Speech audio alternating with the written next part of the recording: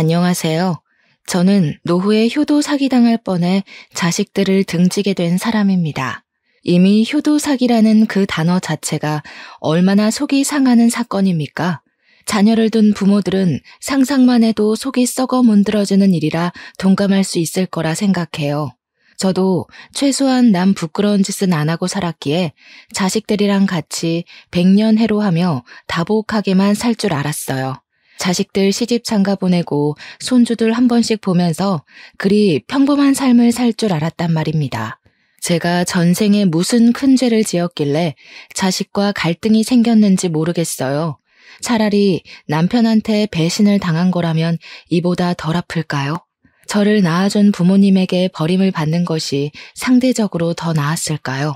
제 뼈와 살을 깎아서 정말 소중하게 키운 자식들입니다.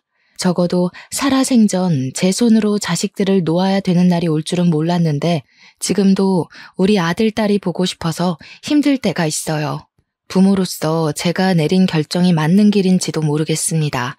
그냥 다 모르겠어요.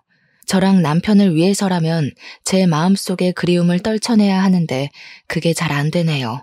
그래도 내 자식들이니까 죽기 직전에는 얼굴 한번 보는 게 좋을는지 제 이야기 한번 들어봐 주세요. 제게는 인생 최대로 멋진 남편이 있습니다. 남편은 젊은 시절 이팔 청춘을 아끼지 않고 열혈하게 살아온 사람이에요.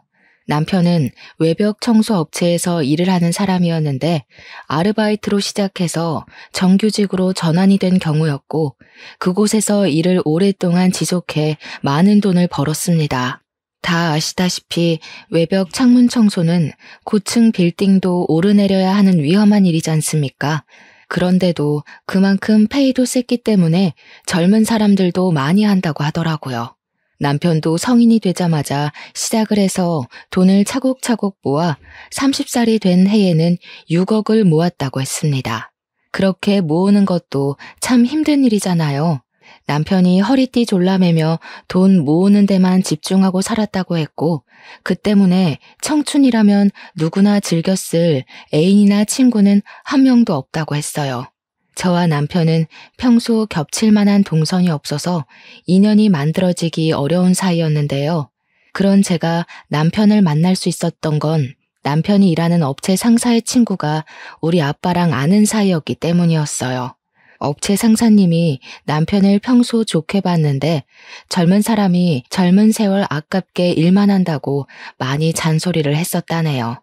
그래서 애인 좀 사귀라고 소개해준 사람이 바로 저였습니다. 일이랑 돈 모으는 것 말고는 관심도 없었던 남편은 나이가 30살 되니까 주위 동료들이 결혼을 하는 걸 보고 자기도 결혼을 위해 돈을 모아왔다는 걸 뒤늦게 자각을 했다고 해요. 결혼을 위해 돈을 모으고 있었는데 정작 여자는 없는 희한한 상황이었던 거죠. 뒤늦게라도 그걸 깨달은 남편은 소개팅에 흔쾌히 참석을 했고 저와 참 인연이 되었습니다. 연인이 되고 보니 남편이 어떤 사람인지 좀 더 깊은 내막을 확인할 수 있었는데요. 실제로 남편은 주머니 사정이 넉넉했던 것과 달리 단가 저렴한 옥탑방에 살고 있었고 전기세 가스비를 철저하게 아꼈습니다. 그리고 옷도 한참 예쁠 나이에 입을 만한 옷이 아닌 작업에 용이한 꾸질꾸질한 옷밖에 없었어요. 그래도 이상하게 저는 그게 참 좋았습니다. 서로 잘 맞는다는 게 이렇게 서로의 인생을 그대로 인정해주는 것이 아닌가 싶어요. 저희는 그렇게 서로 존중하며 만나서 결혼까지 하게 된 사이예요. 제가 남편의 첫사랑입니다. TV나 드라마를 보면 청년, 중년, 장년 할 것 없이 남녀 짝을 이루는 연애 프로그램이 종종 방영을 하잖아요. 저는 두어 번 남자를 만나봤고 남편이 첫 번째 남자는 아니었는데 남편은 제가 첫사랑이다 보니 이혼하지 않는 이상 다른 여자를 못 접해보지 않습니까? 그게 왠지 아쉬울 것 같아서 남편에게 슬쩍 물어보면 남편은 꼭 저를 반성하게 만들었습니다. 당신이랑 잘 먹고 잘 살 생각만 해도 바쁜데 무슨 다른 사람 생각까지 해? 나 그렇게 몸 여러 개인 사람 아니야. 나한테는 당신만으로도 충분히 과해. 남편이 어떤 사람인지 짐작이 되실지 모르겠어요. 남편은 항상 저더러 자기한테 과분하다고 하는데 저야말로 남편이 너무 과분하게 좋은 사람이라서 나쁜 생각을 할 겨를이 없습니다. 남편 때문에 늘 행복하다 보니까 옥탑방에서 남편 따라 구두쇠처럼 사는 것조차도 즐거움이더라고요. 남편이 저와 결혼을 하고 나서 이사를 가려고 했지만 제가 만류했습니다. 아이 낳으면 돈 들어갈 일이 많으니까 우리끼리는 최대한 아낄 수 있을 만큼 아끼다가 아이 생기면 이사를 가자고 했어요. 저는 진심으로 괜찮아서 그렇게 말한 건데 남편은 저를 옥탑방에 재우는 내내 미안해했습니다. 그래서 첫째가 더 빨리 생겼을지도 모르겠네요. 결혼을 한 지 얼마 안 돼서 딸이 생겼고 저희는 남편이 바랬던 대로 옥탑방을 탈출할 수 있었어요. 그리고 좋은 아파트에서 연년생으로 아들까지 생겼죠. 당연히 남편이 부지런히 모은 돈 덕분에 신혼살림은 평수 넓은 아파트에서 좋은 가구로 시작을 할 수 있었습니다. 남편 말로는 처음부터 이렇게 시작해주고 싶었는데 저 때문에 미뤄져서 속상했다고 하더군요. 저는 그냥 남편이 뼈 빠지게 모은 돈을 너무 한꺼번에 날리는 게 아닌가 좀 미안해서 그랬어요. 시집을 가면서 제가 보탠 거라곤 예단비 6천만 원밖에 없었거든요. 그럼에도 남편은 늘 그렇게 말했습니다. 언젠가 하게 될 결혼을 위해 모은 돈이라서 자기는 이미 저를 만나 꿈을 이룬 거라고 말이죠. 그 담백한 고백에 사랑받는 느낌이 들어서 주책맞게 눈물을 보였던 기억이 나네요. 그렇게 저는 남편의 무한한 지원을 받았고 우리의 소중한 아이들을 남부럽지 않게 키웠습니다. 아들이랑 딸이 하고 싶은 게 있으면 최대한 시켜주려고 했고 주말에 한 번은 꼭 나들이를 나갔죠. 다른 학부모들이 밝게 자란 우리 애들을 볼 때면 꼭 하는 말이 있었는데요. 어쩜 그렇게 철이 들어있냐는 말이었어요. 어른스럽게 키운 건 아닌데 애들이 알아서 얌전하고 똑똑하게 자라주더라고요. 그리고 보통 연년생에다 형제자매면 항상 받는 질문이 혹시 싸우지는 않냐는 건데 저희도 그 부분이 참 신기했어요. 우리 애들은 크게 싸우질 않더라고요. 다른 집안에 비해 크게 부모 속을 썩이는 부분도 없었습니다. 저랑 남편은 아이들에게 큰 소리를 한 번 낸 적이 없어요. 그럴 필요 없이 아이들이 알아서 서로에게 양보하고 공부하고 잘 어울려 지냈거든요. 이렇게 말하면 좀 잘난 척하는 것 같겠지만 아마 저희는 성실하게 살아서 애들도 그걸 보고 배운 게 아닌가 그렇게 생각할 수밖에 없었어요. 근데 또 반대로 저희 부부가 자식을 보고 깨닫고 배우는 것도 많았습니다. 심지어 애들이 주는 효도는 여기서 끝이 아니었어요. 바람직하게 자란 둘은 사이좋게 명문대까지 입학을 했고 번듯한 직장인이 되었는데요. 미성년자라 하지 못했던 능력으로도 저희에게 마음을 표현해 주더라고요. 바로 용돈 말이죠. 아들이랑 딸이 첫 월급을 받고 우리에게 그 금액을 고스란히 건네준 적이 있었어요. 신이 나서 월급을 내미는 애들을 보면서 저희는 수고 많았다고 다독여주기보단 급하게 손사래를 쳤습니다. 아유, 됐다. 우리가 돈이 없는 것도 아닌데 내 새끼들 코 묻은 돈을 어떻게 받니? 너희들이 고생해서 번 돈인데 너희 하고 싶은 거 이참에 잔뜩 해보면서 써. 그래, 엄마 말이 100번 맞다. 마음만 받은 걸로 할 테니까 앞으로 우리한테 용돈 같은 건 안 줘도 돼. 아직도 이 엄마 아빠 눈에는 한참 아기 같은데 줘도 우리가 용돈을 줘야지.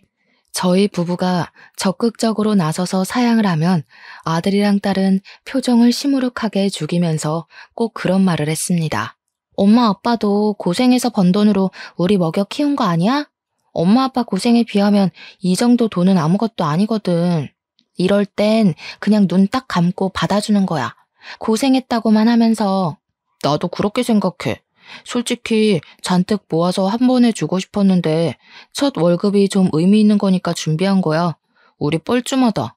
좀 그냥 받아줘. 얼마나 기특한 녀석들입니까? 저희가 그다지 이렇게 저렇게 키우겠다는 신념을 갖고 있었던 것도 아닌데 어쩜 하는 짓마다 일이 고마운 건지 눈물이 다 나더라고요.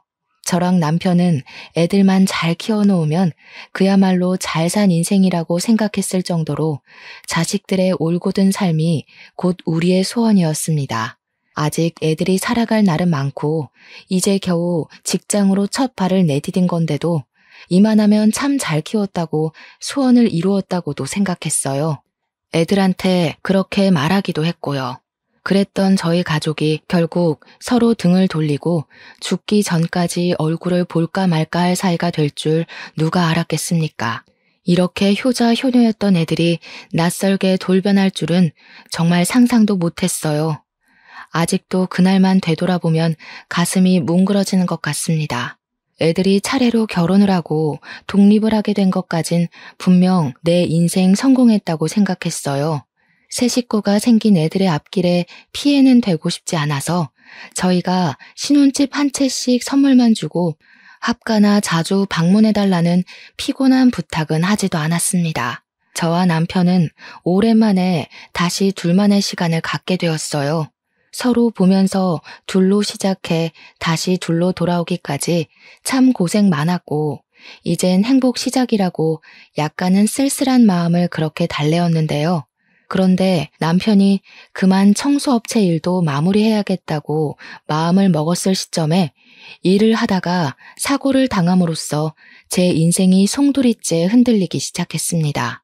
남편은 고층 빌딩 창문을 닫다가 3층에서 기계 오작동으로 추락하게 되었다는데 다행히 목숨은 구했으나 하반신 마비 장애를 갖게 되었어요. 그날 남편 소식을 듣고 얼마나 놀랐는지 모릅니다. 병원까지 달려가면서 제발 목숨만은 건지게 해달라고 그렇게 하늘에 빌었어요. 아들 부부랑 딸 부부도 남편 병문안을 와서 자기 아빠를 참 많이 걱정했어요. 그때가 우리 가족끼리 오랜만에 모인 건데도 반갑다고 안부 나눌 여유조차 없더라고요. 남편이 무사히 깨어난 건 정말 감사한 일이지만 하반신 마비뿐만 아니라 남편 머리도 살짝 다치는 바람에 언어 쪽에도 문제가 생겨 남편 말이 어눌해졌어요. 너무 속상하고 남편이 불쌍해서 저랑 자식들이 많이 울었습니다. 그럼에도 남편은 그놈의 집안 가장이란 게 뭔지 그런 책임감 때문에 절대 우리 앞에서 눈물을 안 보이더라고요. 그냥 우리들 손을 한 번씩 꼭 잡아주면서 어렵사리 미안하다고만 했습니다. 뭐가 미안하다는 건지 모르겠어요. 이미 모은 돈도 많았고 딸이랑 아들도 다 자기 살 길 잘하고 있어서 더 이상 지원해줄 필요가 없는데 미련하게 착하기만 해서는 자기 다친 걸 왜 사과하고 있는 건지 남편이 그렇게 말할 때마다 속상해서 죽을 뻔했습니다. 아마 남편은 자기가 무너졌으니 집안의 기둥을 스스로 무너뜨린 격과 같다고 생각하는 듯 했어요. 자식들까지 나서서 남편에게 미안해하지 말라며 아빠 일 더 빨리 그만두게 못해서 자기들이 오히려 미안하다고 남편을 달래었습니다. 참 하늘도 무심하지 않습니까? 이렇게 열심히 산 사람이 무슨 죄가 있다고 이런 벌을 주는 건지 모르겠어요. 그냥 결혼을 위해서 돈만 모았고 자식을 위해서 돈만 모았고 이젠 저희 노후를 위해서 더 돈을 마련하려고 했을 뿐인데 대체 제 남편이 뭘 그렇게 못나게 살았다고 평생 걷지 못하게 만들었냐고요. 제가 남편 사고가 있고 난 후부터 신을 믿지 않아요. 저한테 신은 이미 남편이었는지도 모르겠네요. 그저 남편만 모시고 싶고 제 목숨 바쳐 지켜주고 싶을 뿐이었습니다. 저는 불쌍한 내 남편에게 이제 그만 책임감 좀 내려놓으라고 사정까지 해버렸어요. 그런데 지나고 보니 그런 생각이 들더라고요. 남편이 이렇게 고군분투하며 망가진 상황에서 남편을 진심으로 걱정하고 슬퍼했던 건 어쩌면 나뿐이었을지도 모른다는 생각이요. 왜냐면 남편이 입원해 있는 동안 딸과 아들의 태도가 달라진 걸 느꼈기 때문입니다. 아들이랑 딸은 결혼하고 나선 얼굴을 잘 볼 수 없을 만큼 왕래가 어려웠는데 남편이 사고를 당하고부터는 병문안 겸 우리를 보러 자주 와주었습니다. 그게 저는 마냥 고맙기만 했고 애들이 부모를 많이 걱정해서라고 막연하게만 생각했죠. 그러다가 언제부터 이상함을 감지했냐면 그렇게 우애 좋던 아들과 딸의 사이가 어느 순간 틀어진 걸 목격했을 때부터였어요. 여느 때처럼 병문안으로 온 자녀들은 서로 방문 시간이 겹쳤는데요. 밖에서 어떤 기척이 들리는 것 같은데 웬일인지 병실로 바로 들어오지 않고 웅성거리는 소리만 들리는 겁니다. 애들끼리 무슨 일 있나 싶어 문을 열려고 다가갔거든요. 근데 대화 소리가 미세하게 들리자마자 차마 문을 열 수가 없더라고요. 네가 언제까지 집에 막내일 것 같은데? 막내라고 좀만 알랑방귀 끼면 엄마 아빠가 너한테 다 넘어오기라도 할 것 같나 봐? 아직도 네가 엄마 아빠 눈엔 갓난아기인 줄 아냐? 욕심 부리는 거 다 티나거든?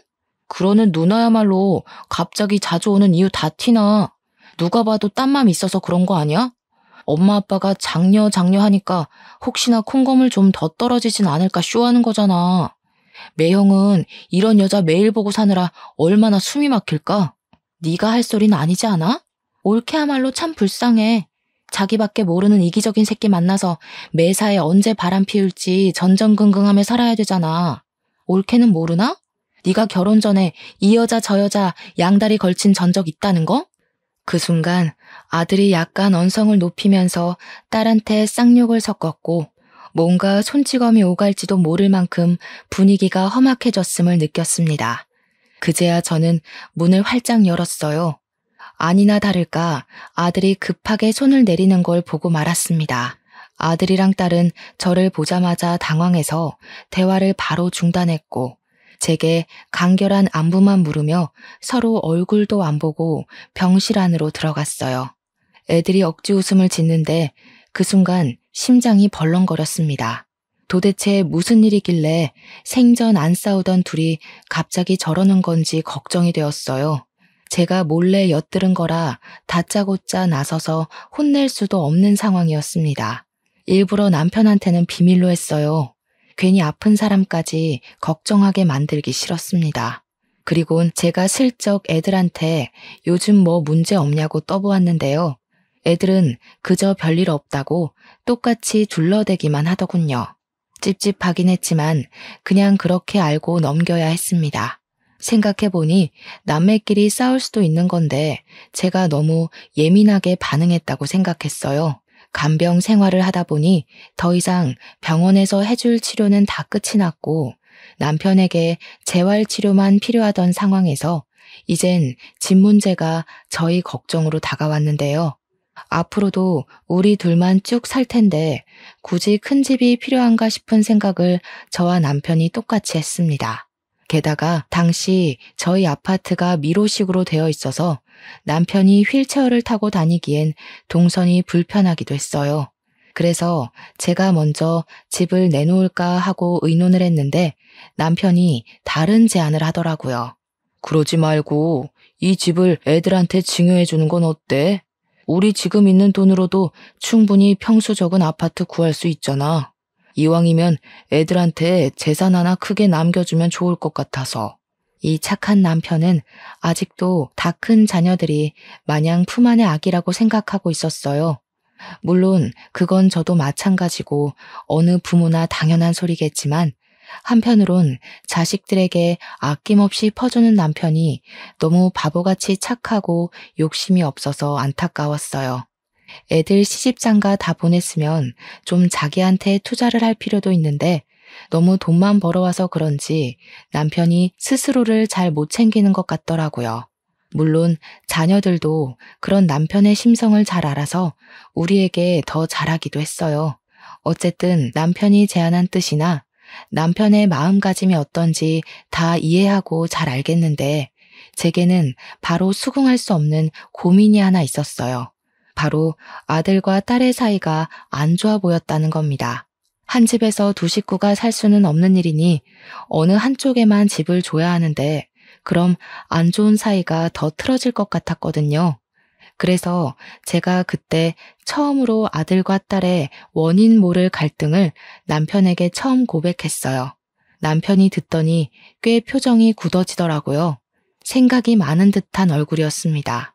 그리고 며칠간 홀로 별말 없이 고민만 했던 남편이 끝내 의견을 냈는데요. 우리랑 같이 살겠다고 하는 자식한테 집을 증여하는 게 좋겠다. 애들한테 전화해서 집 주는 조건으로 우리랑 같이 살 수 있겠는지 물어봐. 자식들에게 피해주기 싫다고 끝까지 분가를 고집하던 남편이었는데 그런 결정을 내린 것에 의외성을 느꼈습니다.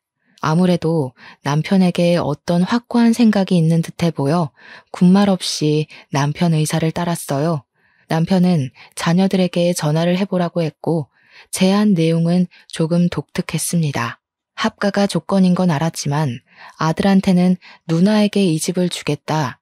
딸한테는 동생에게 이 집을 주겠다. 그렇게 달리 말하라고 한 것이 당황스러웠어요. 그래도 일단 남편이 시키는 대로 애들한테 전화를 해서 똑같이 알렸습니다. 충격적이게도 둘의 반응이 달랐습니다. 그날은 서운함을 표출하긴 했지만 알겠다고 수긍한 아들과 달리 늘 선량했던 딸이 처음으로 우리에게 목청을 높인 날이었어요. 왜 맨날 나만 양보해야 돼? 진짜 재수없는 거 알아? 엄마 아빠는 항상 동생 편이었어. 좋은 건 다 동생 먼저고 나는 1살 많다는 이유로 늘 걔보다 덜 가졌어야 했다고. 너 결혼할 때 예단비로 아빠가 5억 챙겨줬잖아. 신혼집도 해주고. 아들 장가 갈 때는 결혼에 돈 왕창 써버리느라 겨우 2억밖에 못 챙겨줬어. 아무리 서운해도 그런 소린 하면 안 되지. 5억? 그게 아파트랑 같아? 그 아파트 단가 오르면 내가 더 손해잖아. 아파트 단가 오를 때마다 나한테 돈 더 줄 거야? 그런 것도 아니면서 어떻게든 아들한테만 이익 챙겨주려고 하는 거 진짜 지긋지긋하다. 내가 자식이긴 해? 말만 우리 장녀 하면 뭐해? 장녀가 뭐 밥 먹여줘? 이럴 거면 나 왜 낳았어? 뭐라고? 어떻게 부모한테 그런 말을 할 수가 있어? 엄마 아빠가 너를 얼마나 아끼면서 키웠는데 우리가 언제 차별을 했니? 너나 동생이나 똑같이 해주고 똑같이 갖게 하려고 얼마나 노력했다고. 그건 엄마 아빠 생각이겠지. 나는 매사에 차별 느꼈거든? 이러니까 가해자는 피해자 입장에 대해서 아무것도 모른다는 거야. 이럴 거면 차라리 아들 하나만 낳아서 차별을 모르게 하지. 왜 나를 낳아서 짜증나는 꼴을 보게 만들어? 저는 딸의 원망이 충격이었지만 제 옆에서 남편은 묵묵하게 딸의 막말을 듣고만 있었습니다. 다신 연락하지 말라고 꼴 보기 싫다고 하던 딸은 자기가 줬던 용돈까지 내놓으라고 했어요. 딸이 우리가 자식들이 준 용돈을 안 쓰고 있다는 걸 알고 있었거든요. 내 돈 필요 없잖아. 나도 편애하는 부모한테 내 돈 안 쓰고 싶거든? 그렇게 아끼는 아들 자식 돈만 받았어. 오늘 저녁에 당장 내 돈 입금해놔. 안 그럼 집 가서 다 깽판 칠 거야. 처음 보는 딸의 이면에 정말 실망했습니다. 제가 너무 놀라서 눈물까지 보이고 있자 남편이 제 손을 잡아주면서 반대 손으로는 아들에게 다시 전화를 걸고 있었어요. 아들한테 이 집을 증여하게 되었다고 전달을 했습니다. 그의 아들은 목소리가 들떠 있으면서도 침착하게 대응했어요. 그렇게 저희는 집을 아들 명의로 내어주게 되었고 아들 내외가 우리 집에 이사를 왔습니다. 텅 빈 집안에 며느리랑 귀여운 손자까지 생기니까 집에도 생기가 도는 것 같더라고요. 손자가 당시 4살이었는데 얼마나 통통 뛰면서 할머니, 할아버지 하며 잘 따르던지 우리 애들 커가는 거 보는 것과는 또 다른 행복을 느꼈어요. 아들과 합가를 한 지 한 달 지나면서 차츰 가정에도 안정이 찾아왔습니다. 그 시점에 아들이 저한테 몰래 집 명의에 대해 물어본 적이 있었어요. 진짜 자기 명의로 해주는 거 맞냐고 묻더라고요. 우리가 보여준 증거물이 없었다 보니까 아들이 궁금했나 봅니다. 그래서 저도 확실하게 너네 아빠가 그런다고 약속했고 아빠는 한 입으로 두말하는 사람 아니라고 말해주었어요. 명의 변경된 자료까지 보여줬더니 아들이 고맙다고 안아주더라고요. 역시 내가 기댈 곳은 엄마 아빠 품밖에 없어. 엄마 아빠랑 같이 사니까 꼭 옛날로 돌아간 것 같아. 나 직장일 때문에 많이 힘들었거든. 와이프가 내조 잘해주긴 하는데 그래도 가장 책임이라는 게 진짜 무겁더라고. 엄마 아빠가 우리 키우면서 얼마나 고생했는지 다시 돌아보게 됐잖아. 저희는 정말 잘 지냈습니다. 며느리도 다리 불편한 제 남편에게 정말 잘했고 저랑도 엄마랑 딸처럼 편하게 지냈어요. 그 와중에도 딸이 우리를 돌아선 건 너무 속상했습니다. 저희는 정말 차별한 게 없는데 말이죠. 그래도 최대한 딸의 입장을 이해하려고 했더니 서운했을 것 같긴 하더라고요. 딸의 문제는 남편에게 잘 말해서 재산 상속을 미리 분할하는 게 어떻겠냐고 의논을 해볼 예정이었습니다. 당시에도 딸은 제 전화를 계속 안 받고 있었거든요. 연락을 안 받으니 아들 부부와 다복하게 지내는 동안에도 제 마음 한편은 늘 고구마를 삼킨 것 마냥 갑갑했습니다. 역시나 남편도 마찬가지로 딸에 대한 걱정을 계속 품고 있었더라고요. 물론 저랑 남편이 사후 재산을 상속하기엔 아직 기력이 쇠한 건 아니었기에 상속 문제는 당장 눈앞의 일로 생각하지 않았어요. 그리고 어느 날 저의 불행이 본격적으로 시작이 되었는데요. 남편이 재활치료를 받아봐야겠다고 외출하기 시작한 지 2달 정도 되었을 때 지옥이 찾아왔습니다. 원래는 항상 제가 동행을 했지만 그날따라 남편이 혼자 다녀오겠다고 고집을 부리더라고요. 남편이 여전히 휠체어를 타고 있던 신세라 홀로 두기에 걱정이 되었습니다. 하지만 남편의 뜻을 존중해 홀로 보내게 되었죠. 그리고 충격적이게도 그날로 남편을 잃어버리게 되었습니다. 남편의 행방불명 때문에 집안이 난리가 났었어요. 아들은 경찰에 신고했고 며느리는 집 주위를 둘러보거나 재활병원에 연락하면서 남편을 수소문해 찾기 시작했죠. 그 와중에 딸은 계속 연락이 안 되더라고요. 문자로 네 아빠가 실종되었다고 했고 제 문자를 읽은 표시가 떴는데도 전혀 연락이 안 왔습니다. 그 순간만큼은 딸이 너무 원망스러웠어요. 어떻게 네 아빠가 없어졌다는데도 그깟 돈 때문에 부모를 등질 수가 있니? 네 누나를 어쩌면 좋냐? 아들아, 네 누나 도대체 왜 이렇게 변해버렸다니? 엄마 아빠 속상할까봐 이런 말 안 하려고 했는데 누나 원래 그랬어. 엄마 아빠는 우리가 안 싸운 줄 알고 있을 거야. 근데 뒤에서 누나가 나 많이 때렸어. 물론 지금은 중요한 문제는 아니지. 내가 하고 싶은 말은 누나를 너무 믿지 말라는 거야. 내가 있잖아 엄마. 난 엄마 아빠한테 숨기는 모습 없어. 그냥 이 그대로야. 그래도 아들이 있어서 제게 많이 위안이 되었고 아들이랑 며느리가 정신 못 차리는 저를 많이 챙겨주었습니다. 손자도 할머니가 우니까 같이 울면서 안아주더라고요. 아무것도 모르는 이 어린 것이 얼마나 놀랐겠어요. 그럼에도 저는 어른으로서 체면을 차릴 수가 없었습니다. 제게 남편은 인생 전부예요. 남편을 잃을지도 모른다는 생각 때문에 매 순간 살이 도려지는 것처럼 아프더라고요. 그날 이후 저는 거의 반정신 나간 채로 밤낮 없이 남편을 찾았습니다. 그러길 1달이 지나고 2달이 지나도 남편은 집에 돌아오지 않았어요. 제게는 당시의 하루하루가 정말 지옥이나 다름없었습니다. 이 와중에 서운했던 건 저는 남편을 전혀 포기하지 않았는데 이미 아들이랑 며느리는 지친 기색을 보이더라고요. 제가 또 남편을 찾으러 나가려고 하면 아들이 더 이상 찾을 곳도 없다고 그냥 경찰 연락 기다리자고만 했습니다. 네 아빠가 그 불편한 몸으로 어디서 어떻게 됐을지도 모르는데 내가 잠이 오겠어? 그날 옷도 춥게 입고 갔단 말이다. 너희들이나 경찰 연락 기다려라. 저는 매일 같은 시간에 외출을 해서 그 뒷일은 전혀 모르고 있었거든요. 그런데 저 때문에 아들이랑 며느리가 자주 다퉜나 보더라고요. 제가 불지른 부부싸움의 갈등이 커질 대로 커져 불똥이 저한테 튀었을 때야 제가 눈치챘던 상황입니다. 그땐 믿을 수 없게도 아들마저 점점 막 나가기 시작했어요. 나 묻고 싶은 게 있는데 아빠 살아계실 때 재산 분할해놨대? 설마 상속인 엄마한테 넘긴 거 아니지? 원래 이런 건 살아있을 때 미리 자식들한테 알려줘야 되는 건데 돈만 버느라 그런 지식도 없었나? 그게 무슨 말이니? 지금 네 아빠가 죽기라도 했다는 거야? 그리고 아빠한테 말버릇이 그게 뭐야? 아빠가 공부하기 싫어서 안 했어? 너희들 뼈 빠지게 키우느라 아무것도 못한 거 아니야. 우리 때문에 아무것도 못했다는 소리 좀 그만해. 그런 거 다 핑계야. 그리고 현실적으로 아빠 2달 넘게 못 찾고 있는데 이 정도면 객사한 거 아니야? 다 늙은 나이에 갑자기 딴 여자 생겼다고 집 나간 건 아닐 거잖아. 그날 저는 처음으로 아들의 귀싸대기를 후려쳤습니다.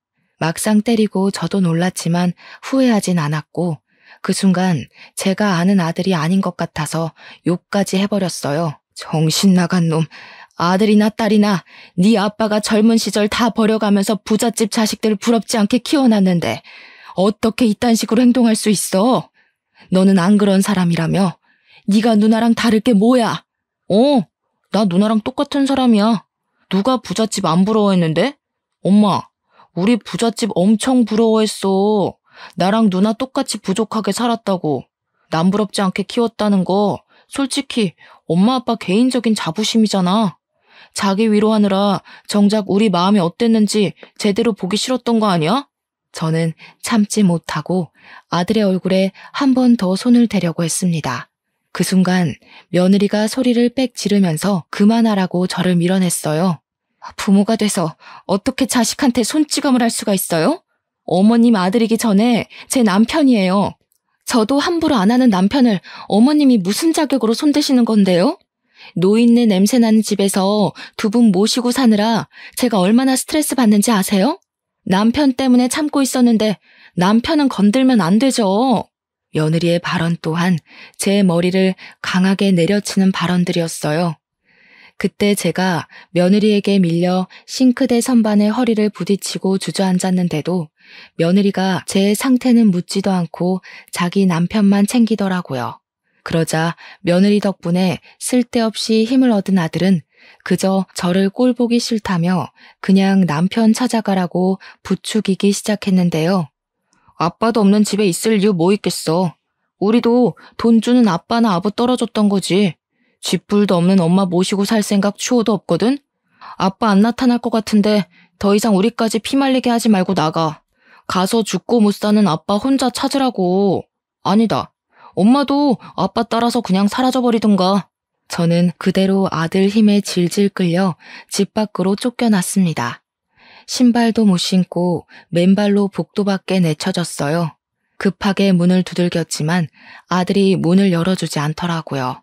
어쩌다가 저랑 남편 신세가 이렇게 찬밥이 되어버렸는지 서럽기만 했습니다.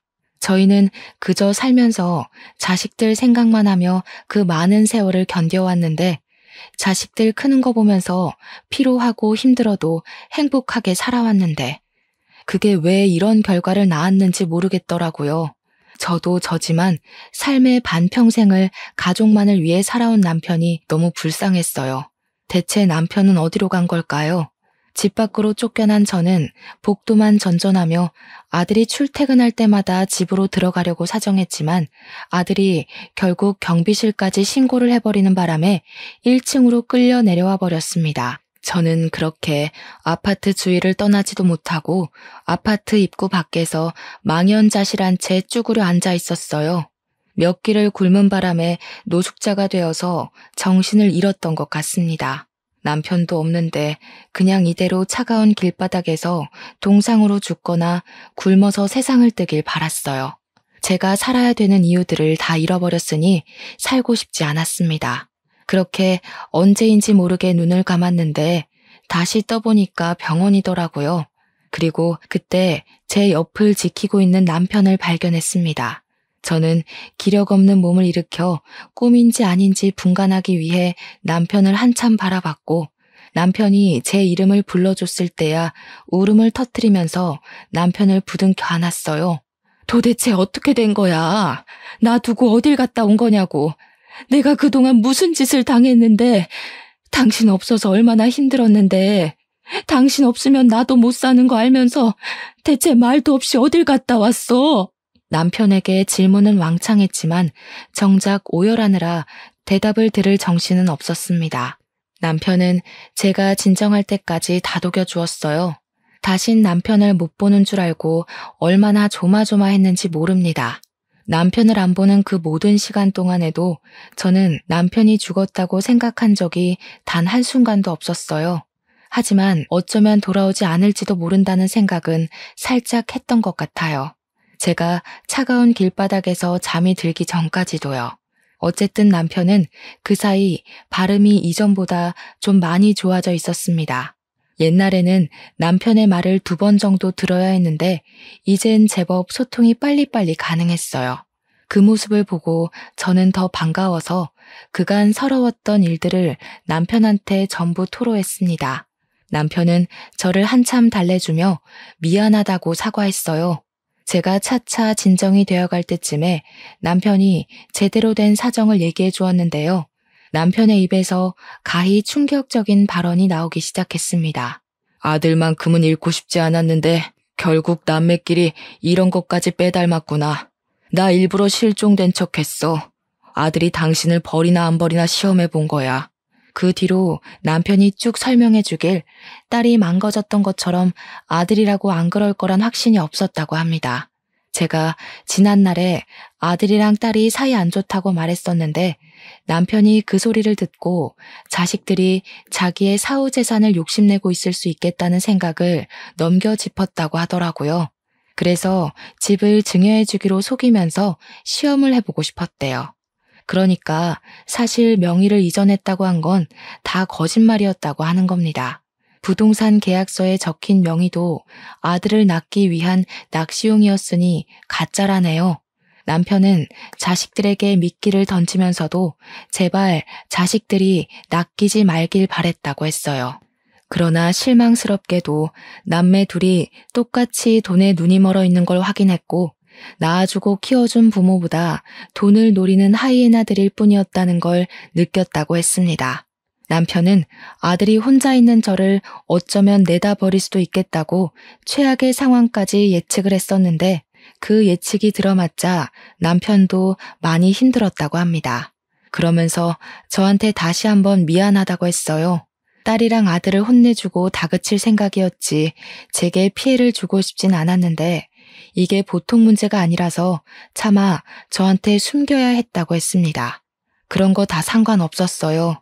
저는 남편만 제 곁에 있으면 된다는 걸 알게 된 시간이었고 남편이 다시 돌아왔으니 다른 문제는 다 용서할 수 있었습니다.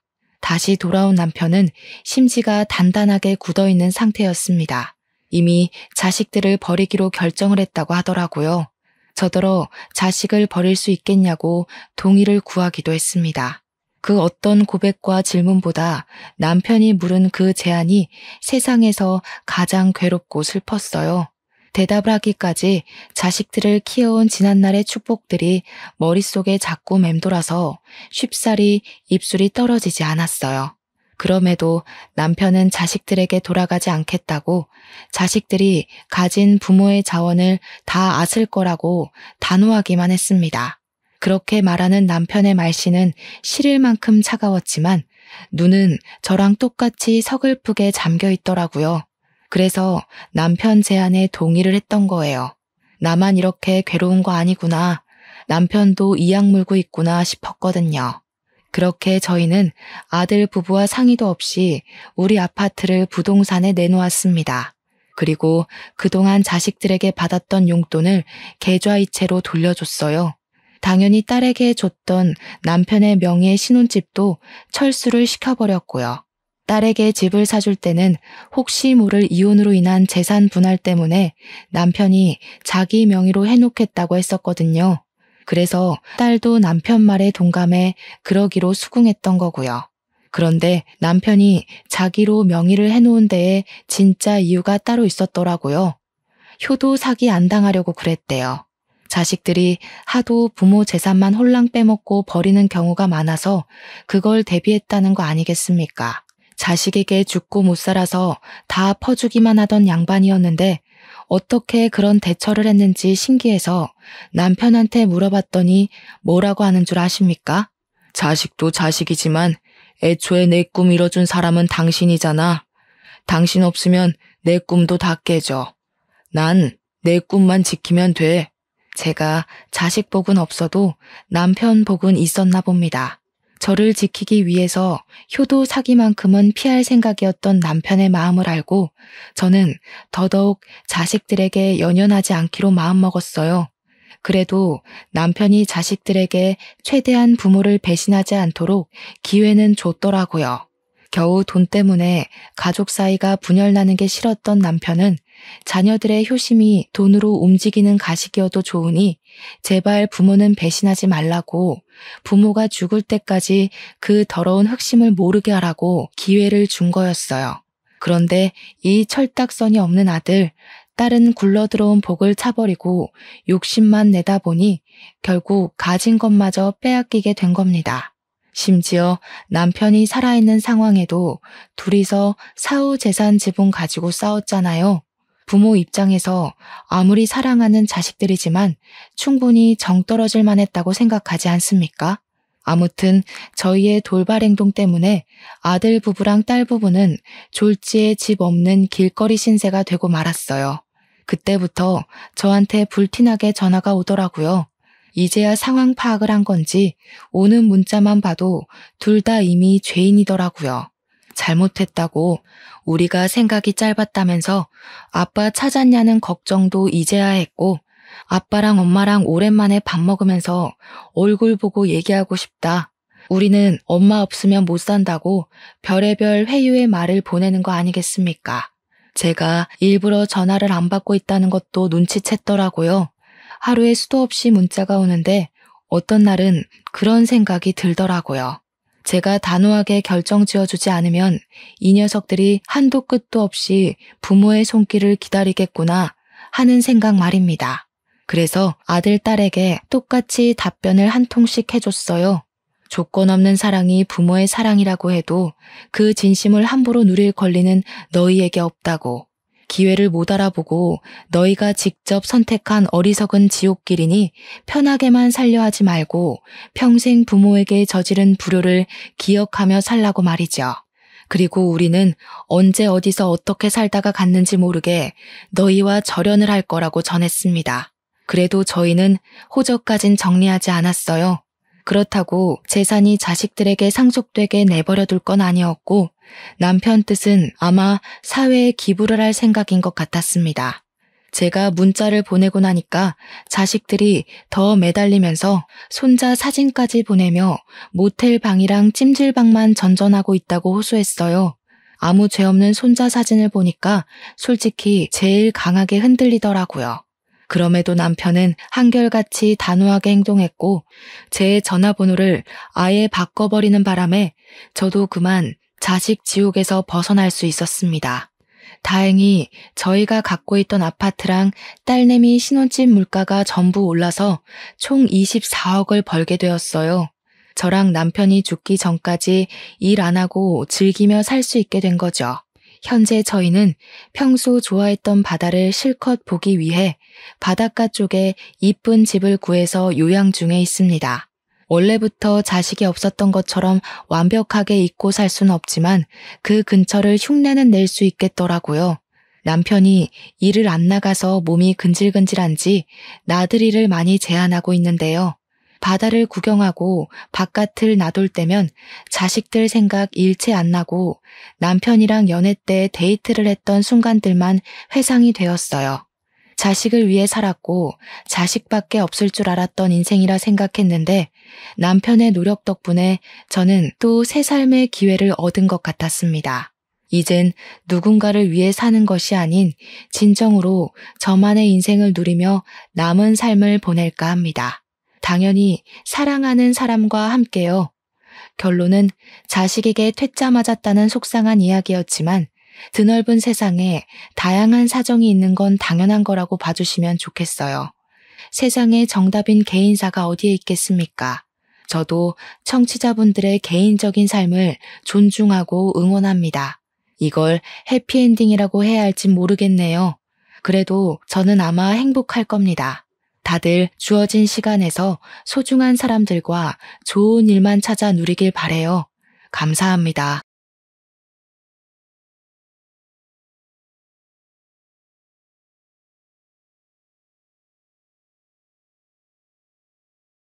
날이 추워지니 가족들끼리 옹기종기 구들장에 모여 고구마를 쪄먹으며 신김치를 나눠 먹던 지난 날이 생각나는군요. 안녕들 하십니까? 저는 이제 70을 바라보는 할머니이자 두 아들의 엄마입니다. 언제 이렇게 자글자글하니 주름이 생겼나 싶어 손을 내려보다 문득 제 이야기를 한번 풀어보려 이렇게 사연을 올려봅니다. 배움이 짧은 탓에 이야기가 두서없이 흘러가더라도 이해해 주시면 감사하겠습니다. 저는 고작 19살의 나이에 동네 오라버니와 연애를 하다가 덜컥 임신을 하게 되어 20살이 되자마자 누릴 것 누리지 못하고 아이를 낳아 시집을 오게 되었습니다.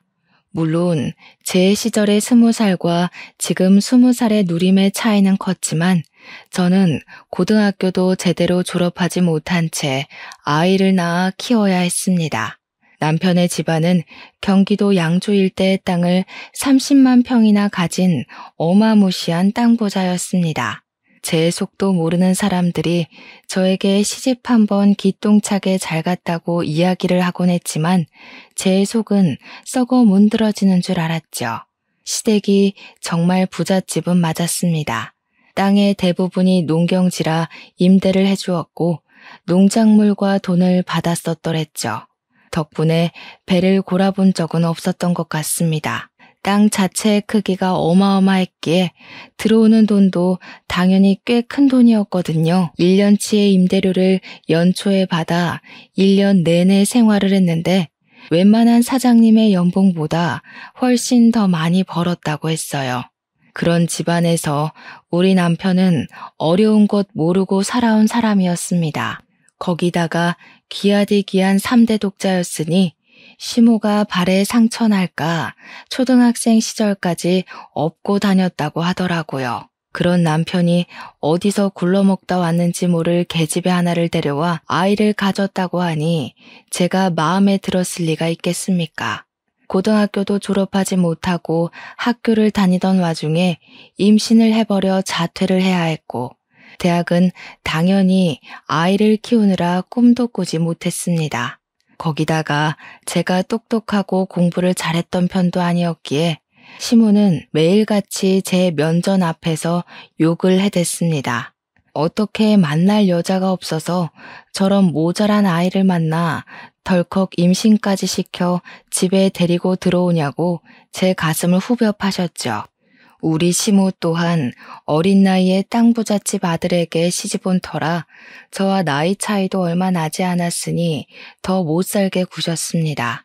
제가 첫 아이를 낳았을 때가 20살이었는데 그때 우리 시모의 나이가 고작 45살이었으니까요.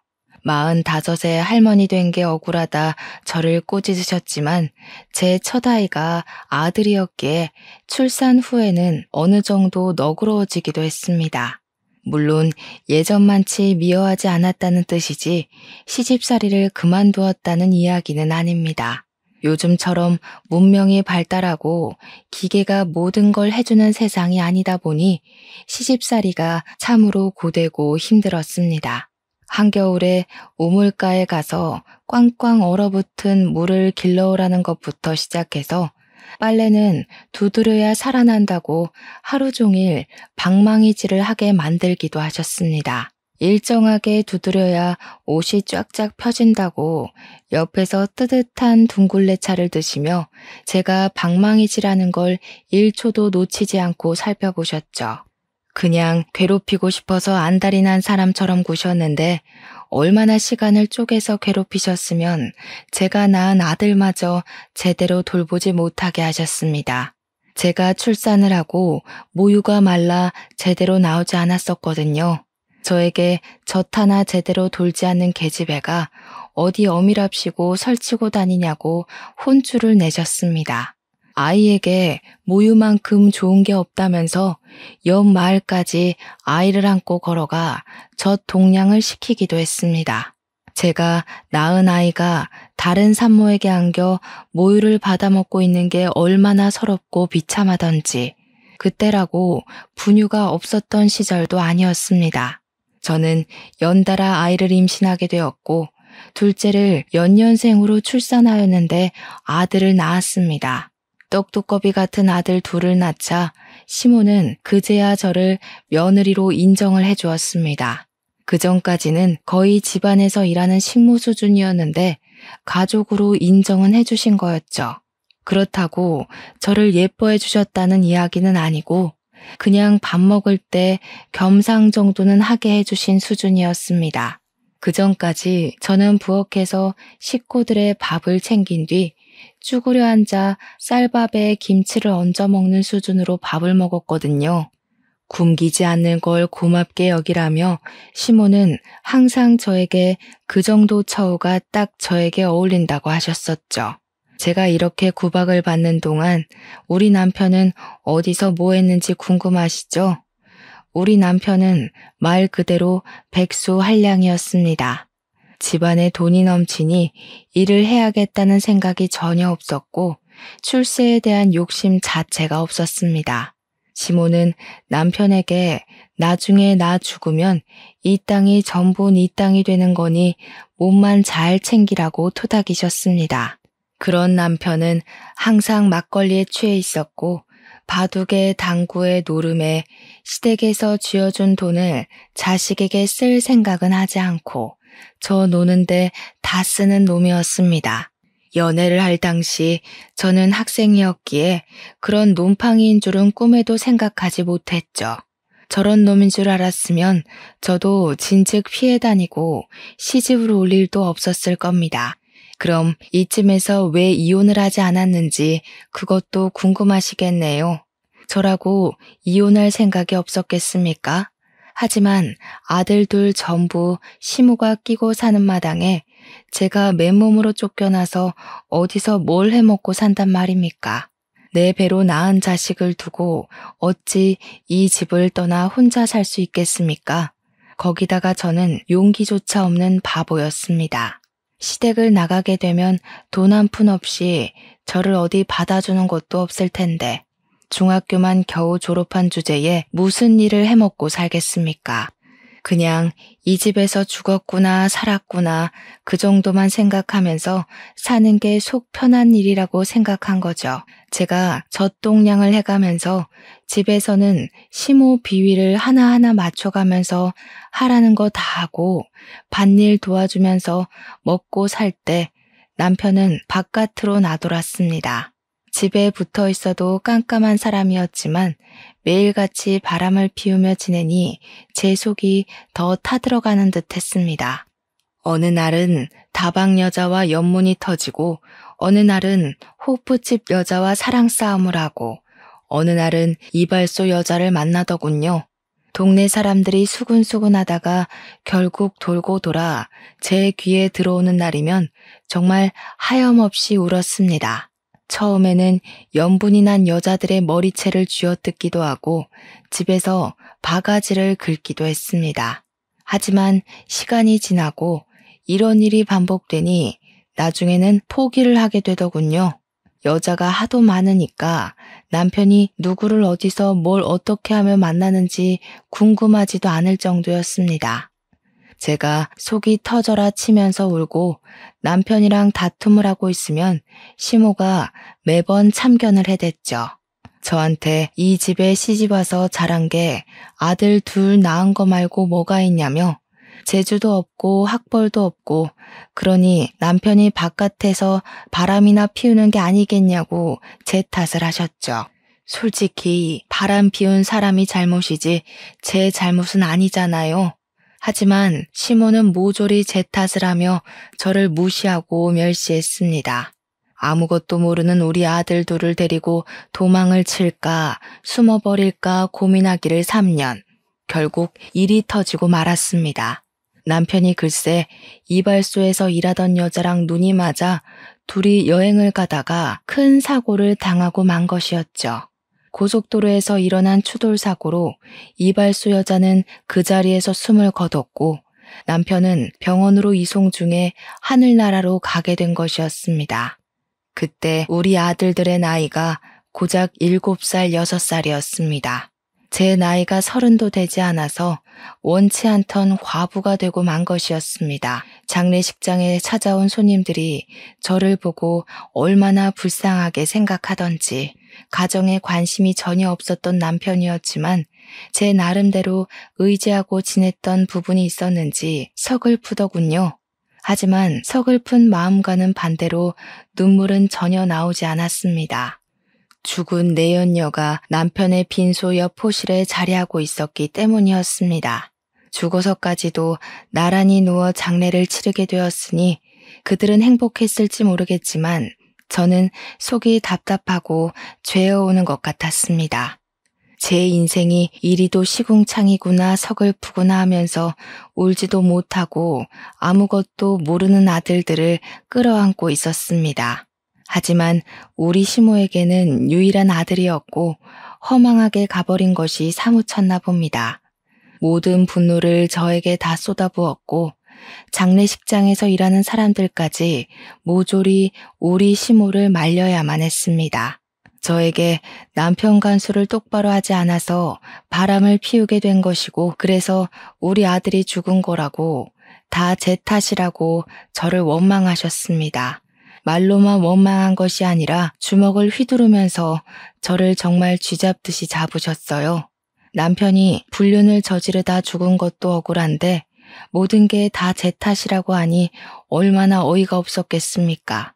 장례식이 끝날 때까지 저는 눈물 한 방울도 흘리지 못하고 그 모든 원망을 감내해야 했습니다. 그런 제 속도 모르고 시모는 저에게 독한 년이라고 손가락질을 하셨습니다. 남편이 그리 떠나고 난 뒤 시댁에는 시모와 저 그리고 아들 둘만 남게 되었습니다. 이제 이 집과의 연줄도 여기서 끝이고 떠나야 하는구나 하고 생각을 하면서도 저는 망부석처럼 그 집을 떠나지 못했습니다. 시모는 제가 도망이라도 갈 것이라 생각을 했는지 제 아들 둘을 볼모로 잡고 저를 끝까지 붙들었습니다. 우리 시모가 땅 부자다 보니 재력이 어마어마하지 않았겠습니까? 저에게 어느 날은 그런 소리를 하시더라고요. 돈도 없이 내 손주들 데려다가 고생시키고 공부도 못 시키고 할 거면 손주들은 두고 몸만 나가라고요. 돈 없이 살 수 있는 세상이 아니니 돈 있는 자기 옆에 찰싹 붙어서 콩고물 떨어지기만 기다리며 살라고 딱 잘라 이야기를 했습니다. 그때 우리 시모의 나이가 고작 52이었습니다. 저는 시모의 그 말에 화가 나서 시집 온 이후 처음으로 시모에게 큰 소리를 내며 대들었습니다. 어머니께서 저를 이렇게나 못 살게 굴고 한시라도 쉬는 꼴을 못 보겠다며 일을 시키는데 지금 콩고물 타령을 하세요? 제가 악에 받쳐서 고래고래 소리를 지르고 화를 내니 시모도 순간 놀라셨는지 숨을 헉 하고 들이키시더군요. 저 망하려니 하면서 손가락질을 하고 같이 소리를 지르셨습니다. 그때 7살 된 우리 아들이 시모의 소매자락을 쥐고는 우리 엄마 괴롭히지 말라며 엉엉 울었습니다. 할머니는 악마야, 우리 엄마를 괴롭히고 그래. 할머니 싫어, 미워하면서 울자 시모는 충격을 받은 듯한 얼굴을 하셨죠. 그 소리에 아이의 손을 뿌리치고는 방에 틀어박혀서 한동안 나오지 않으셨습니다.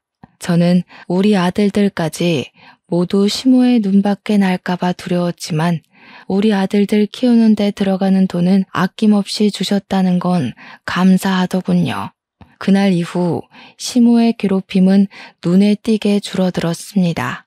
시모가 저에게 잔소리를 하려고 하면 첫째 아들이 달려나와 우리 엄마 괴롭히지 말라고 소리를 질렀거든요. 아들들이 한 해 두 해 나이를 먹고 커갈수록 시모가 저에게 행했던 일이 부당하다는 걸 알게 되었고 아들들은 참지 않았습니다.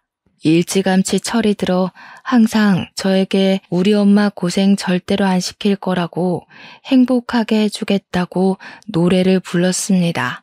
엄마가 평생 손에 물 안 묻히고 살 수 있게 성공할 거라고 둘 다 눈에 불을 켜고 코피를 쏟으며 공부를 했습니다. 사춘기 때도 저에게 반항 한 번 하지 않았고 시모가 트집을 잡을 때마다 악착같이 저를 지켜낸 두 아들이었습니다. 오죽하면 시모가 자기는 아들이 없어서 서러워 죽겠다고 울고불고 할 정도였습니다. 그렇게 시간이 흘러 양주 시골 자락에서 공부를 열심히 한 우리 아들은 소위 말하는 명문대에 진학을 하게 되었습니다. 그것도 아주 우수한 성적으로 아들 둘 모두 법대에 진학을 했고요. 평생 오지 않을 것 같았던 군대를 가는 순간까지 맞이하게 되었죠. 군대에서도 혹여나 시모가 저를 괴롭힐까 휴가를 나오면 집을 떠나지 않는 효자들이었습니다. 속이 깊고 다정한 우리 아들들을 보면서 제가 얼마나 하늘에 감사했는지 모르겠습니다. 기구한 인생을 살 운명일지 몰라도 자식 복 하나는 대단하구나 하고 감사 기도를 올리곤 했습니다. 우리 아들들 모두 고시 준비에 돌입하게 되었고 서울에 가서 공부를 시켜주겠다고 했으나 아무것도 없는 시골이 공부하기 딱 좋다고 하더군요. 방 한 칸씩 차지하고 공부를 한 결과 길지 않은 시간에 합격을 하여 첫째 아들은 판사가 되었고 둘째 아들은 변호사가 되었습니다. 합격을 한 날 마을 잔치를 열 정도로 시모가 좋아했었죠. 저는 그때부터 팔자가 피었구나 하고 생각을 하게 되었습니다. 우리 아들들이 무던히 노력을 하여 한 자리씩 맡았을 때 제 나이가 고작 50밖에 먹지 않았으니 저도 이제 쉼을 가질 수 있겠구나 싶었던 거죠. 그때 우리 시모의 나이가 75이었고 노친네도 성격 많이 죽었구나, 한풀 꺾였구나 싶었을 때였으니까요. 우리 시모의 양주 땅이 당시에 30만 평 정도였는데 그 땅 임대값으로는 아들들의 대학 등록금이나 고시 공부를 지원해주기 어려웠는데요. 뭐든지 최고급으로 가장 비싸고 좋은 걸로 해줘야 한다는 시모의 입김 때문이었습니다. 그렇게 땅을 조금씩 팔아가며 아들들 뒷바라지며 생활이며 하고 있었는데 어느 날 시모가 사기꾼의 꼬드김에 넘어갔어요. 더 좋은 땅이 나왔다는 마을 이장님의 감언이설에 홀라당 속아서 그 농경지를 팔고 다른 땅을 사게 된 것이었습니다. 그런데 알고 보니까 그 새로 산 땅이 그린벨트라는 것에 묶여있는 말도 안 되는 험지 수준의 땅이었던 거지요. 마을 이장님이 그 동네 토박이었고 신임도 두터웠던 분위기에 마을 사람들 몇 명이 그 꼬드김에 넘어간 것이었습니다. 모든 사실을 알았을 때는 이미 이장님이 야반도주를 마친 후였던 것이었죠. 이장님네 아들이 노름에 미쳐서 집안을 홀라당 해먹었고 그 돈을 메꾸기 위해 마을 사람들을 상대로 사기를 친 뒤 나른 것이었습니다. 우리 시모는 아주 비싼 값을 치르고 쓸데없는 쓰레기 땅을 가지게 된 것입니다. 다행인 건 하늘이 무너져도 솟아날 구멍이 있다고 아들들이 그동안 번듯하게 자리를 잡았기에 생활비를 보태주기로 한 것이었죠. 완벽하게 반대의 상황이 되어버린 것입니다. 시모가 돈으로 저를 올가매고 있었는데 이제는 제가 시모를 책임지고 생활을 해야 하는 지경이 된 거죠. 저에게 돈이 생기니까 시모는 어느 날부터 제 눈치를 보면서 빌빌 기기 시작했습니다. 제 마음이 얼마나 통쾌했겠습니까? 지난 시간 모두 보상받는 듯한 기분이 들긴 했습니다. 하지만 그것도 아주 잠깐이었죠. 제 심성 자체가 못돼 처먹질 못해서 시모에게 제가 당한 만큼 모질게 굴 수가 없더라고요. 그냥 예전처럼 시모의 잔소리, 핀잔, 투정을 받아주고 돌보며 어느 날은 두런두런 이야기도 나누고 그렇게 서로를 벗삼아 지내고 있었습니다. 시모가 육포를 참 좋아하셨거든요. 육포가 먹고 싶다고 입맛을 다지면 시장에 나가 우둔살을 사왔죠. 집안 대대로 내려오는 시간장으로 양념을 해서 며칠 동안 육포에 양념을 하고 말리고 양념을 하고 말리고를 반복했습니다. 단단해진 육포를 구우면 기름기가 싹 올라오면서 아주 쫄깃한 식감을 내지요. 시모 입에 잘게 찢어 넣어주면 세상에서 가장 행복한 얼굴로 저에게 이런 말씀을 하셨습니다. 내가 너랑 둘이 이렇게 살 줄도 모르고 참 매질을 많이 했다고요. 기세가 한풀 꺾인 시모는 여전히 시키는 대로 곧잘하는 저의 다정함에 사과를 하기도 하셨습니다. 그동안 모질게 굴었던 거 다 미안하다고 이렇게 성실한 며느리를 자기가 너무 괴롭혔다고 하시면서 눈물을 찍어내기도 하셨습니다. 하지만 제가 아무리 심성이 착하다 해도 그 사과를 쉽게 받아주고 싶은 생각은 들지 않더라고요. 제가 그동안 당한 시집살이가 몇 년이고 얼만데 이렇게 말로 쉽게 화해를 한단 말입니까? 저는 시모가 그럴 때마다 모질게 내치진 않았지만 제 속마음을 숨기지도 않았습니다. 하늘 가서 시부랑 남편 만나기 전에 마음 다 털고 살 생각이신 거라면 그러지 마세요. 저 어머님한테 당한 거 하나하나 다 기억해두고 끝까지 마음에 담아두었다가 어머님 눈 감으시면 그때서나 장례식에서 마음 털 거예요. 그러니 시모가 그렇게 하라며 이 착한 며느리가 마음에 담아둘 정도로 자기가 모질게 굴었던 게 맞는다고 하시더라고요. 그러면서 고작 이 입으로 미안하다고 말한들 그 서운함이 다 풀리겠냐고 하고 싶은 대로 하라며 우셨어요. 시모가 서럽게 우는데 저도 괜히 눈가가 시큰해서 혼났습니다. 아들 둘 모두 번듯하게 취직까지 하고 일이 바쁜지 자주 내려오지 못하게 되었습니다. 둘 다 서울에서 일을 하고 있었으니까 서울에 집을 얻어서 살고 있었거든요. 그런데 어느 날 첫째 아들이 말도 없이 불쑥 양조 집으로 찾아왔는데 웬 여자를 하나 데리고 왔더라고요. 볼살이 포동포동하니 귀엽게 생긴 아가씨였는데 누구냐고 물어보니까 아들이 쑥스럽게 여자친구라고 인사 한번 드리려고 찾아왔다고 하대요. 아들보다 2살이 어린 아가씨는 법원에서 일을 하고 있는 공무원이라고 했습니다. 시모는 버선발로 뛰어나와 둘이 결혼이라도 하려고 그래서 같이 내려온 게야 하면서 아이처럼 방방 뛰시더라고요. 이러다 소원처럼 증손주까지 보고 눈 감겠다고 즐거워하시며 같이 내려온 아가씨에게 이것저것 물으셨어요.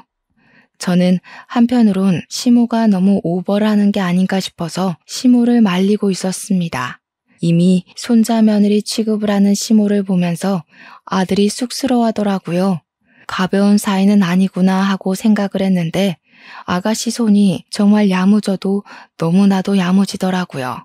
제가 손님으로 왔으니까 아가씨는 쉬고 있으라고 말리는데도 시골집에 온 것 자체가 너무 오랜만이라 집 구경도 하고 싶고 일손도 돕고 싶다고 하더군요.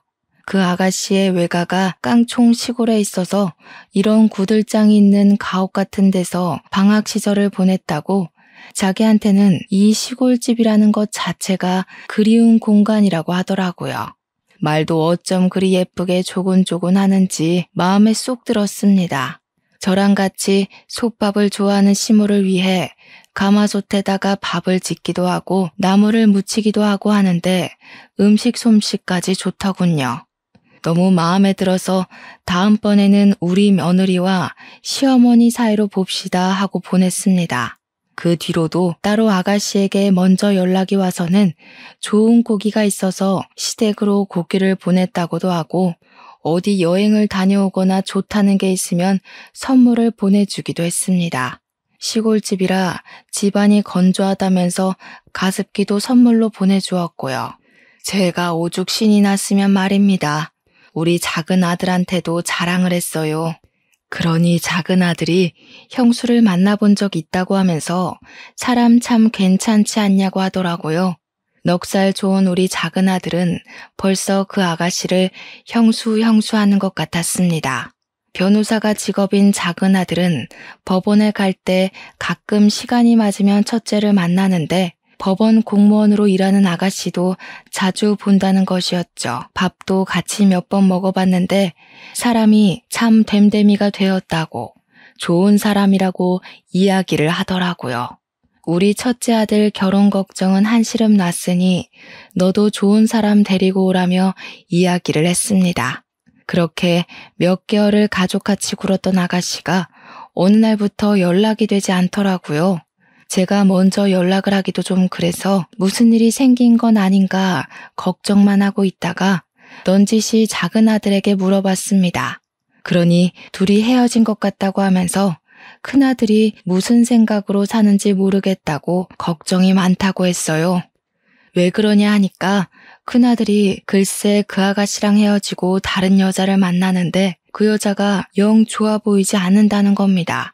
그 여자가 영 별로니? 하니까 형이 욕심을 부리는 것 같아서 별로라고 하더군요. 이게 다 무슨 소린가 싶어서 걱정을 하니 시모가 나이가 있는 애들이니 알아서들 하겠지. 내버려두라고 하시더라고요. 그래서 그때는 그렇게 일단락 되었죠. 그리고 시모 나이가 80이 되었을 때 팔순잔치를 하기로 약속을 잡았습니다.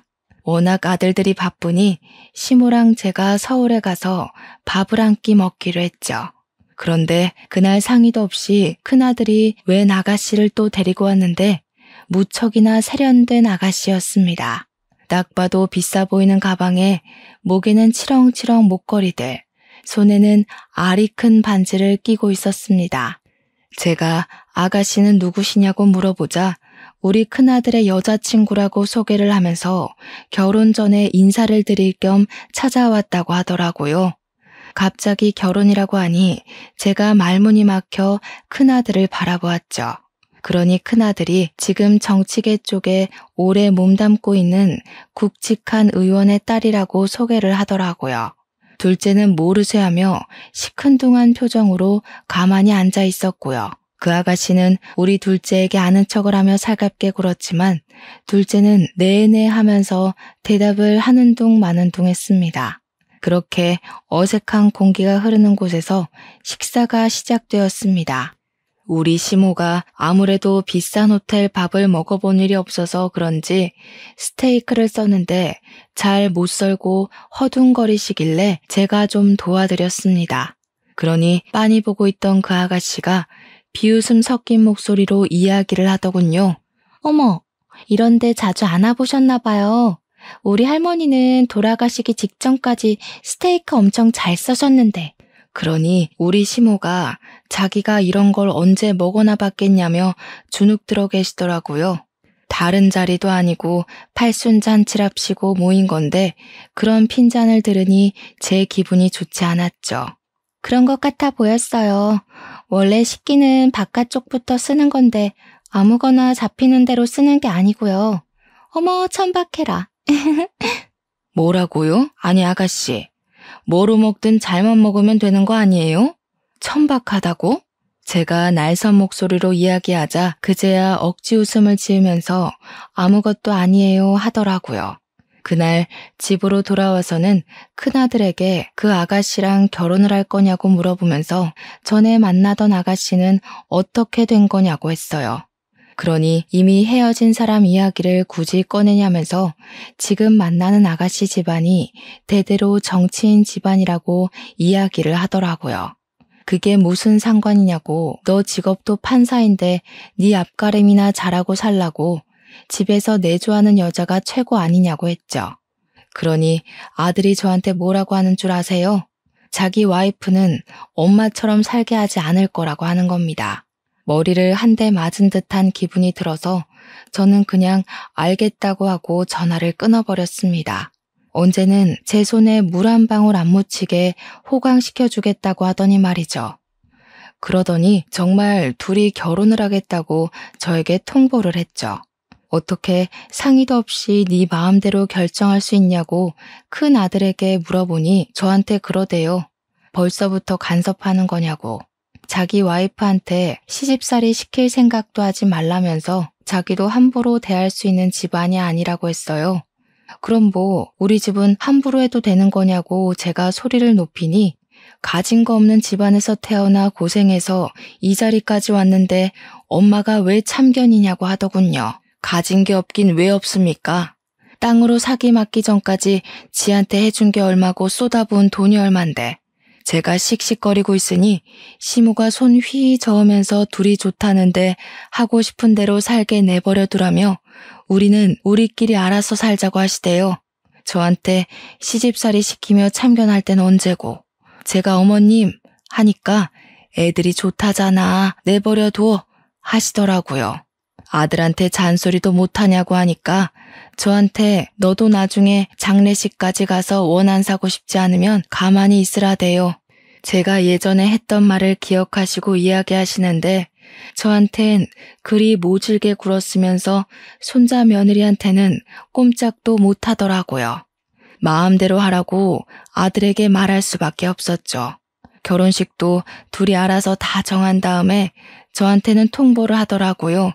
그래서 제가 아들한테 상견례도 없이 뭐 하는 거냐 하니 상견례 자리를 해봐야 급이 맞지 않아서 쪽팔리기만 할 것 같대요.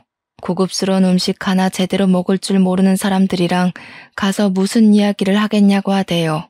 처갓집에서 준 돈으로 식 올리고 사는 건데 돈 한 푼 보태준 거 없으니 참견하지 말라는 소리까지 하더라고요. 아무리 출세욕에 눈이 멀어도 그렇지 우리 첫째 아들이 왜 저렇게 변했나 이해가 안 가더라고요. 작은 아들한테 전화해서 하소연을 하니까 형이 아무래도 욕심에 눈이 먼 것 같다고 판사직도 그만둔다고 하대요. 정치인 사위 된다고 정치판에 끼어들 거라고 말하고 다닌다며 이미 법원에도 소문 쫙 났다고요.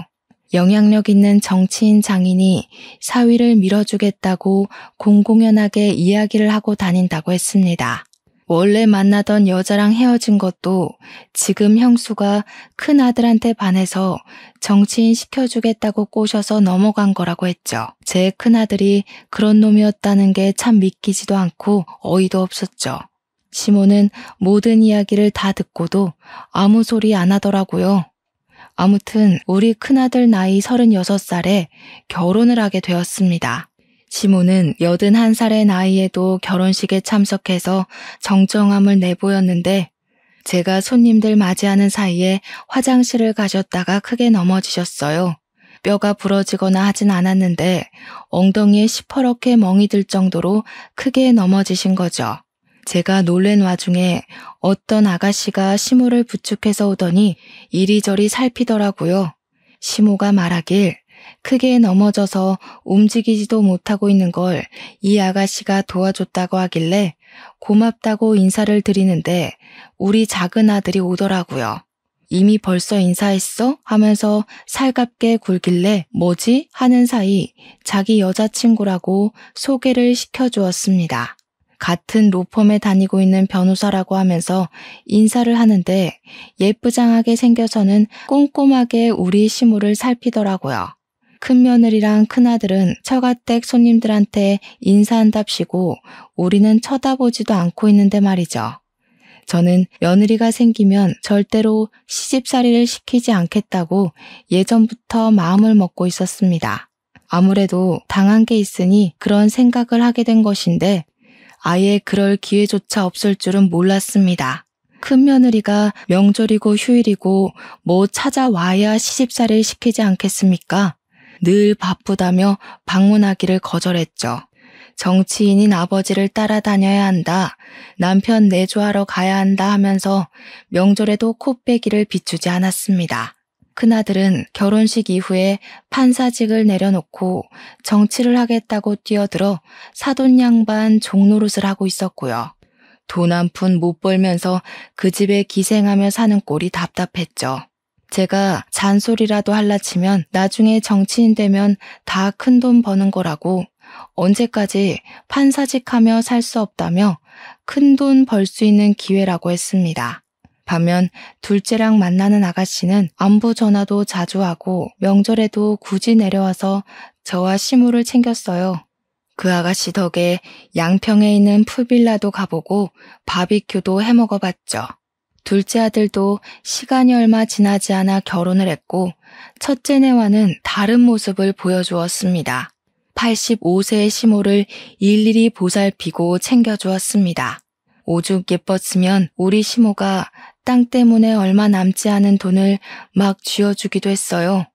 신혼여행 가서 과자라도 사 먹으라고 300만 원을 주시는데 작은 아들도 놀래더군요. 큰며느리에게는 돈 10,000원도 쥐어주신 적이 없었으니까요. 아들 둘이 다 결혼을 하고 나니까 더 비교가 되더라고요. 큰며느리는 안부 전화 한 통 없는데 둘째 며느리는 시간만 생기면 양주로 오더라고요. 아무리 경기도라지만 서울에서 1시간 반은 와야 하고 시골이라 아무것도 없는데 말이죠. 저는 이 넓은 밭만 봐도 기분이 좋아요. 나중에 나이 먹으면 이런 집에서 살고 싶어요. 시골이 뭐가 좋으니? 나는 도시가 좋더라. 며느리야, 도시가 좋으냐? 그럼요. 도시에는 없는 게 없잖아요. 배달 음식도 시켜 먹고 백화점 구경도 하고 지하철도 걸어서 5분 10분이면 탈 수 있고 얼마나 좋아요? 그럼 너도 도시 가서 살거라. 그럼 어머님은요? 나는 요양원이나 들어가서 할머니들이랑 화투나 치면서 살지 뭐. 어머님, 내가 해준 밥 아니면 먹지도 않으면서 마음에도 없는 소리 잘하시네. 이런 장난을 칠 정도로 시모와의 관계도 회복되었고 지금 생활에 안정감을 느끼며 살았습니다.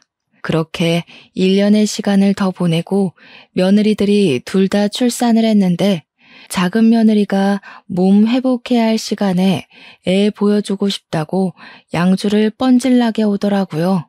정작 우리 큰손주는 사진으로만 봤지 실제로 본 적이 없었고요. 우리 시모가 작은 며느리라면 껌뻑 죽을 만큼 예뻐했어요. 그러던 어느 날 우리 시모가 속아서 산 그린벨트 땅의 규제가 정권이 바뀌면서 풀리게 되었습니다. 거기다가 무슨 대기업에서 그쪽에 공장을 짓는다, 센터가 들어온다, 해외 무슨 가구점이 들어온다 하면서 땅값이 어마어마하게 올랐습니다. 우리 시모가 30만 평의 땅을 팔았을 때보다 훨씬 더 많이요. 각종 회사에서 우리 땅을 사고 싶다며 어떻게 알았는지 집까지 찾아왔어요. 시모는 임대업을 하던 노하우가 있어서 그런지 이쪽 저쪽 계산기를 두드리더니 대기업에 통 크게 팔아버렸습니다. 우리는 평생이 가도 못 쓸 것 같은 엄청난 돈이 생기게 되었어요. 저는 시모한테 이 돈 다 어떻게 쓰실 거냐고 묻자 시모가 그러더군요. 우리 며느리 도시 보내주고 나는 요양원으로 들어가야지. 괜히 마음이 시큰거리는 와중에 둘째 아들에게 전화가 오더니 대뜸 뉴스 봤냐고 물어보더라고요. 당장 TV 틀어보래서 틀었더니 사돈 양반이 떡하니 나오는 게 아니겠어요. 비리 정치인에서는 어느 기업에 청탁을 받았네, 비자금을 숨겼네 하면서 휠체어를 타고 검찰청에 들어가는데 우리 큰아들이 뒤따라 들어가고 있더라고요. 작은 아들이 큰형네 쫄딱 망했다고 비자금을 수십억 받아 챙기고 일가 친척들 취업 비리에 난리가 났다고 계좌까지 막혔다더군요. 너무 놀라서 큰아들에게 연락도 못하고 있는데 시모가 애들한테 연락을 좀 해보라고 시켰어요. 당연히 큰아들은 연락이 닿지 않았고 검찰에서 수사 중이라고 하니 한동안 기다려야겠구나 하면서 마음을 졸이고 있었습니다. 그렇게 한 일주일이라는 시간이 흘러 시모가 이제 더는 미룰 수 없다고 손주들에게 전화를 걸어보라고 하셨죠. 저는 생전 손주들 바쁜데 연락 자주 하지 말라며 핀잔을 주던 시모가 자꾸 연락을 해보라고 하니까 영 이상하기만 했습니다. 시모는 손주들에게 집으로 오라는 연락을 해달라고 했고 저는 영문도 모른 채 아들들에게 전화를 걸어야만 했죠. 아들들에게 시모가 찾는다고 집으로 좀 오라고 연락을 하니 둘째 아들은 한달음에 달려왔고 큰아들은 바빠 죽겠다고 뉴스도 안 보냐고 화를 내더라고요. 시모가 생각이 있어 부르는 거니 당장 오라니까 할머니 노망 났냐고 바쁘다고 하면서 끊더라고요. 작은 아들이 도착한 뒤 시모가 다시 큰아들에게 전화해서는 바쁘다고 하니까 전화로 말하겠다고 했어요. 네 엄마가 도시 가서 살고 싶다고 하는데 네가 장남이고 하니 모시고 살도록 해라. 순간 작은 아들도 할머니하고 저도 어머님하고 불렀죠. 근데 큰아들이 내가 왜요? 그러더라고요. 네가 어릴 적에 네 엄마 호강시켜준다 안 했니? 나보고 나쁜 할머니라고 그랬잖아. 그러니까 네가 모시고 가서 살렴. 그게 도대체 언제적 일인데 아직까지 그 소리예요? 호강이고 나발이고 제 코가 석자니까 연락하지 마세요. 괜히 둘째 며느리 앞에서 못 볼 꼴 보인 것 같아서 민망했는데 둘째 아들이 냉큼 묻더라고요. 엄마, 진짜 도시 가서 살게? 그럼 잘 됐다. 우리랑 같이 살자. 그래요, 할머님. 할머님도 같이 가요. 생각보다 도시가 편리하기도 하고 좋은 것도 많이 있어요. 병원도 가깝고요. 교통도 편리하고요. 이제 나이도 많으신데 병원 가까운 데 사셔야죠. 둘째 아들과 둘째 며느리는 거절을 하려는 저에게 오히려 먼저 모시고 살 생각이 있었다고 이야기를 했어요. 언제까지 양주에서 사실 수 없지 않냐고 밭일도 오래 하셨으니 조금 더 시간이 지나면 분명 마디마디 안 아픈 곳이 없을 거라면서요. 의료기술이 발전했다고 하나 이런 시골에 좋은 장비가 없지 않냐고 저에게 도시로 가자고 하더라고요. 그쪽에서 남은 인생 즐기면서 사시는 게 훨씬 좋을 거라고 배울 것도 많고 할 것도 많다고 했어요. 시모와 저는 평생 양주를 떠난 적이 없기에 솔직히 도시에 가는 게 두려운 마음도 있긴 했지만 설레기도 했습니다. 어릴 적 누리지 못한 저만의 시간을 가질 수 있다는 생각이 들어서 점차 도시 쪽으로 마음이 기울게 된 것이었거든요. 그런데 시모가 그러더라고요. 내가 그 시끄러운 도시에서 어떻게 살겠니? 요양원에서 조용히 또래 할머니들이랑 장난도 치고 싸움도 하고 그리 살다 갈란다. 어머님, 그러지 마시고 내가 해준 밥 먹으면서 끝까지 내 옆에서 살다가 가세요. 내가 호화로운 장례식까지 다 해줄게. 예, 며느리야. 내가 몇 년을 더 살 줄 알고 그런 소리를 하는 거야? 너 한 10년은 넘게 내 밥 차려야 할지도 모르는데? 10년이 뭐야. 20년도 더 해드릴 테니까 저랑 같이 가요. 내가 19살에 시집와서 이 나이 먹을 때까지 남편보다 어머님이랑 보낸 시간이 훨씬 많아. 우리 부모님이랑 보낸 시간보다 어머님이랑 지낸 시간이 더 많다고요. 그런데 어떻게 어머님만 요양원에 두고 나 혼자 도시를 가요? 싫어요. 같이 가요.